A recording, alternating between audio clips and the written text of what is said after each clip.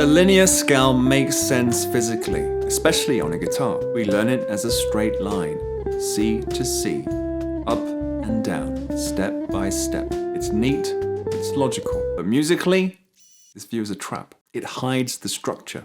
If you only move step by step, you're practicing a sequence, not a relationship. And harmony lives in the relationships. In the next few minutes, I'll show you one shift that turns your scales into chords and makes your practice more musical.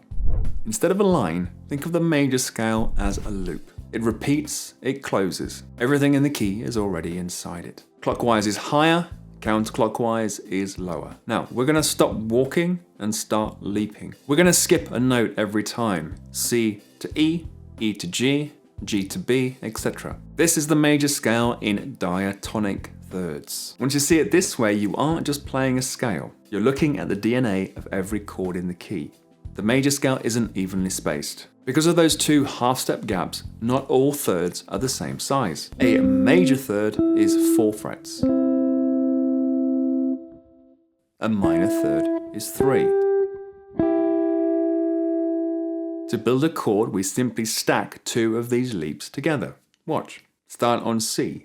C to E, a major third.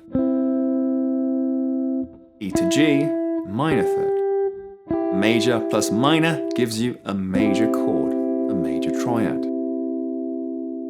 Now start on E. E to G, minor third. G to B, major third. Minor plus major gives you a minor chord, a minor triad. So you're not memorizing which chords are major or minor. You're reading it directly from the spacing within the scale. That's what the circle of thirds is showing you. Follow the thirds and the key reveals itself. C, E, G, major. D, F, A, minor. E, G, B, minor. F, A, C, major. G, B, D, major. A, C, E, minor. B, D, F, diminished, the double minor stack. When you practice this way, you stop thinking in patterns and start seeing harmony. How to practice this? Here's what I want you to do. Number 1, say it first. The verbal leapfrog. Before you pick up the guitar, simply say it. If you can't say it, your brain isn't ready to play it. Going up, C, E, G, B, D, F, A, C. And down, C, A, F, D, B, G, E, C. Just keep on repeating that until you can't get it wrong. 2, the horizontal leap. On one string, play this sequence, up a third, back a step. C to E, then D to F, then E to G, etc. On the way down, reverse it. Down a third, up a step.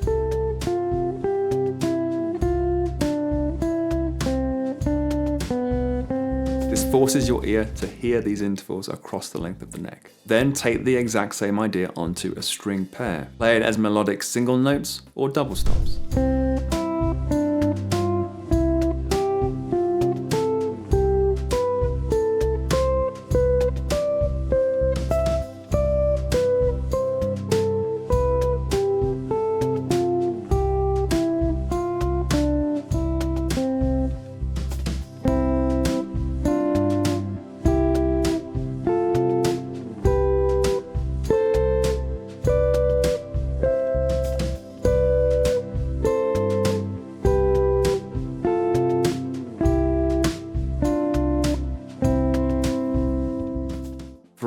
The vertical leap. Now do the same thing within a 1 octave playing position. I'll demonstrate this using a 1 octave pattern linking 2 C notes on the G string and the high E string.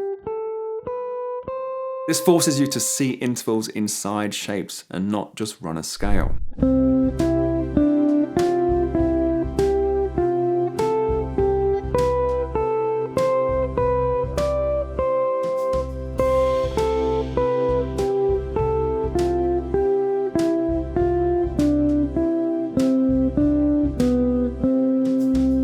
Once that feels comfortable, start linking the thirds into diatonic arpeggios, which will outline the chords of the key.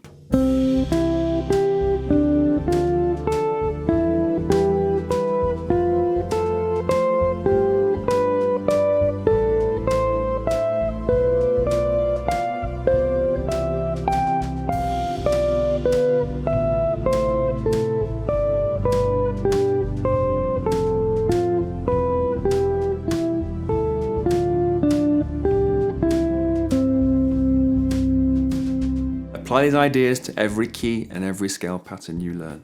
Most players practice scales for years and never really understand what's inside them. Organize the major scale into thirds and the chords reveal themselves. And once you see that, the fretboard becomes a little more predictable. If you want to master this faster, I've put together a Diatonic Thirds handout for Patreon supporters. It has the color-coded circle of thirds for all keys, a fretboard map to guide your practice, and a quiz to check your understanding.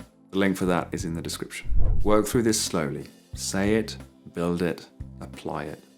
Practice well, and I'll see you next time.